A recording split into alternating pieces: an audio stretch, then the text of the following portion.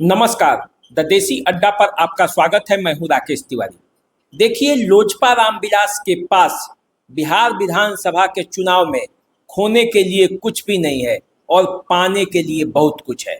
और जिसके पास खोने के लिए कुछ भी नहीं होता, उसके बारे में कोई भी परिकल्पना करना कठिन होता है। तो लोजपा रामविलास 2025 के चुनाव में क्या फिर से विष की कहानी कह सकती है?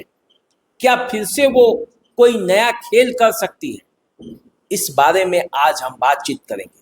और बातचीत करना इसलिए जरूरी है क्योंकि लोजपा जिस तरह से अपनी तैयारी कर रही है, उसको देखकर तो ऐसा ही लगता है कि पूरे बिहार में लोजपा अपनी स्थिति को मजबूत कर रही है।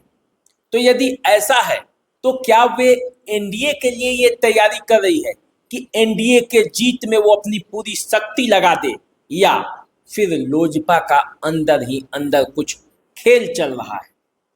लोजपा को पता है, चिराग पासवान इस बात को जानते हैं कि जिस तरह से नीतीश कुमार बीजेपी के सामने सीटों को लेकर अपनी जिद पर अड़े हुए हैं कि वे किसी भी कीमत पर बीजेपी से कम सीट पर चुनाव लड़ना नहीं चाहते। वे किसी भी कीमत पर बीजेपी से अधिक सीटों पर चुनाव लड़ना चाहते हैं। तो आखिर समझौता करना पड़ेगा तो किसको करना पड़ेगा? चिराग पासवान को। और आप जानते हैं कि चिराग पासवान एक बार मन में ठान लेते हैं तो वो फिर समझौते पर तैयार नहीं होते। आपने देखा होगा, लोकसभा चुनाव में भी वे 6 सीट पर लड़ने के लिए तैयार बैठे थे। चाचा को भी आउट करा दिया और हर कीमत पर 5 सीट लेकर ही माने। तो फिर क्या चिराग पासवान कम सीटों पर समझौता कर लेंगे? ऐसा तो लगता नहीं, क्योंकि 2020 के चुनाव में चिराग पासवान ने इसी तरह की परिस्थिति आने पर अलग से चुनाव लड़ने का ऐलान कर दिया था। और जब चिराग पासवान अलग से चुनाव लड़े थे तो उसके कुछ परिणाम भी आए थे। आज मैं उसको भी बताऊंगा कि क्यों चिराग पासवान चाहते हैं कि वे एनडीए के अंदर ही रहें। लेकिन यदि एनडीए से बातचीत नहीं बनती, एनडीए में यदि उन्हें सम्मानजनक सीट नहीं मिलता है, तो चिराग पासवान रुक जाएंगे। ये भी बात कहना एकदम सिरे से कोई जरूरी नहीं है कि नीतीश कुमार के अधिक सीट लेने के बाद चिराग पासवान कम सीट पर मान जाए, क्योंकि उनका मानना है कि कम से कम जो 6 लोकसभा क्षेत्र है उसमें 36 सीट जो विधानसभा की है वो उस पर तो उनकी दावेदारी बनती है।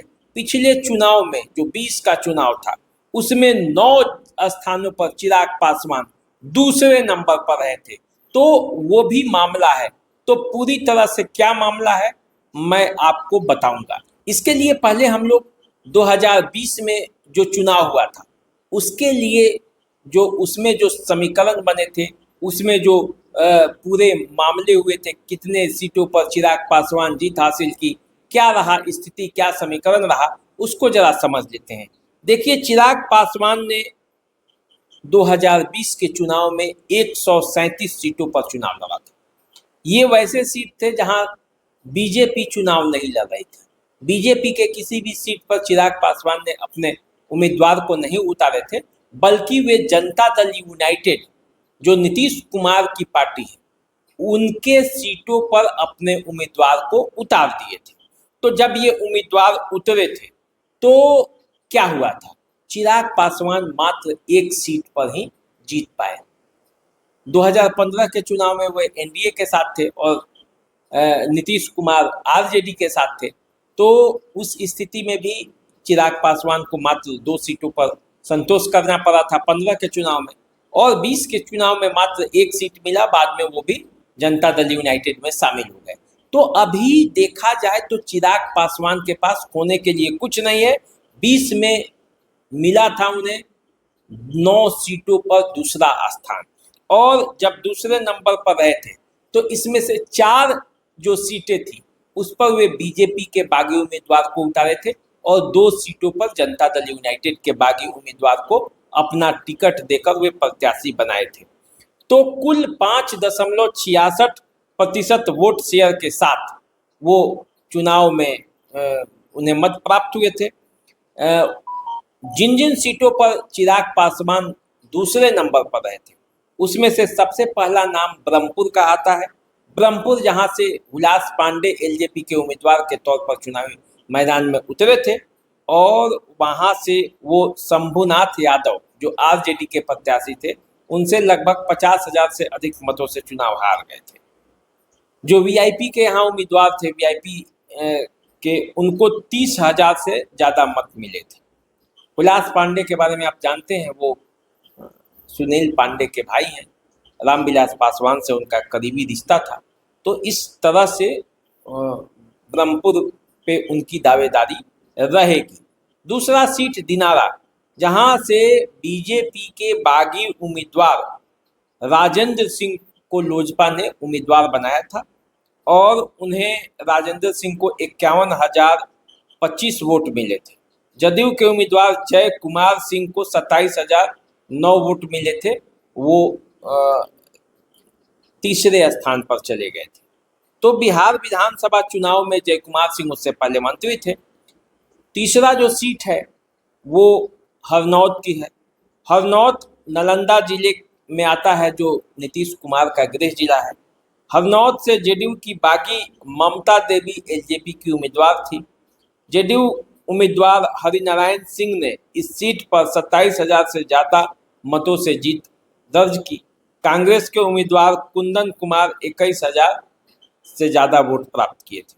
तो ममता देवी नीतीश कुमार के गृह जिले में जदयू की नेता थी, लेकिन वे बगावत करके लोजपा की उम्मीदवार बन गई थी। इसके बाद आते हैं जगदीशपुर। जगदीशपुर से जनता दल यूनाइटेड के ही बागी नेता भगवान सिंह कुशवाहा को एलजेपी ने अपना टिकट दे दिया था और वे यहाँ से चुनाव लड़े। कुशवाहा को 44,151 मत मिले थे। वो आरजेडी के रामबिशुन सिंह से चुनाव हार गए। तो कुल मिलाकर जगदीशपुर की ये स्थिति रही। इसके बाद कड़वा आता है। कटिहार जिले के कड़वा में विधानसभा चुनाव में भाजपा के बागी डॉक्टर चंद्रभूषण ठाकुर को लोजपा ने चुनावी मैदान में उतार दिया था। यह मुस्लिम बहुल सीट है। यहाँ से शकील अहमद खान 32,402 वोटों से जीत दर्ज कर लिए। इसके बाद कस्बा आता है। कस्बा से भाजपा के बागी उम्मीदवार प्रदीप कुमार दास को उम्मीदवार बना दिया था लोजपा ने। ये पूर्णिया की लोकसभा क्षेत्र के अंतर्गत आता है। तो यहाँ से जो है वो 17,278 मतों से हार गए थे ये। तो बिहार के औरंगाबाद जिले का ओबरा भी सीट जो है, यहाँ से भी दूसरे नंबर पर लोजपा रही थी और यहाँ से लोजपा के उम्मीदवार प्रकाश चंद्र जो हैं वो यहाँ से चुनाव लड़े थे, दूसरे स्थान पर रहे थे। 22,668 मतों से ये हार गए थे। इसके बाद आइए रघुनाथपुर जो सीवान जिले में आता है। मोहम्मद साहबुद्दीन का गांव जो है वो इसी विधानसभा क्षेत्र के अंतर्गत आता है। वहां से मनोज कुमार सिंह चुनावी मैदान में उतरे थे। भाजपा के ये बागी नेता थे और ये दूसरे स्थान पर है। यहाँ से जो जनता दल यूनाइटेड ने जिसे चुनाव मैदान में उतारा राजेश्वर चौहान, वो मात्र 26,084 मत ही प्राप्त कर सके। मनोज सिंह यहाँ दूसरे नंबर पर थे। इसके बाद अब आप आ जाइए रुपौली। रुपौली में शंकर सिंह जो अभी विधायक वहाँ जीते निर्दलीय, वो एलजेपी के वहाँ प्रत्याशी थे। बीमा भारती ने हराया वहाँ पे शंकर सिंह को और शंकर सिंह वहाँ पे चुनावी मैदान में थे। तो यहाँ पे भी वो दूसरे स्थान पे थे। अभी तो विधायक ही हो गए हैं और वो जनता दल यूनाइटेड में शामिल हो गए हैं। तो इसके बाद आता है मटिहानी। मटिहानी एकमात्र वैसी सीट थी जहाँ से लोजपा चुनाव जीती थी। राजकुमार सिंह यहाँ से चुनाव जीते थे और वो अपने निकटतम प्रतिद्वंदी जदयू के नेता नरेंद्र कुमार सिंह उर्फ बोगो सिंह को मात्र 55 वोटों के अंतर से हराया था। तो राजकुमार सिंह बाद में जनता दल यूनाइटेड में शामिल हो गए। लेकिन कुल मिलाकर ये सब सीटें थी जहाँ पे लोजपा एक अच्छे पोजीशन में था। तो अब जबकि 2025 में चुनाव होना है, लोजपा, जनता दल यूनाइटेड, बीजेपी और अन्य पार्टियां, जो जीतन राम मांझी की पार्टी है, उपेंद्र कुशवाहा की पार्टी है, इसके अलावा सुनने में आ रहा है कि हो सकता है कि चुनाव आते आते मुकेश सहनी भी इधर कहीं रुक कर लें। तो ऐसी स्थिति में इन सब पार्टियों को जब सीटों का बंटवारा होगा, जब सीटों में तालमेल किया जाएगा, तो ऐसा लगता है कि हो सकता है कि कहीं सीटें कम पड़ जाए, क्योंकि डिमांड ज़्यादा है, सीटें तो निश्चित है। तो ऐसी स्थिति में क्या लोजपा रामविलास फिर से 20 वाला कदम उठा लेगा? सवाल ये है। और इसी सवाल के साथ आज हम आपको छोड़ जाते हैं। फिर हम जब आएंगे तो आपको विधानसभा चुनाव से जुड़ी हुई खबर भी बताएंगे, बिहार की राजनीति से जुड़ी हुई खबर बताएंगे, अन्य खबर भी बताते रहेंगे। आप हमारे चैनल को सब्सक्राइब कर लीजिए, फेसबुक इंस्टाग्राम पर हमें फॉलो कीजिए। अभी दीजिए इजाज़त, नमस्कार।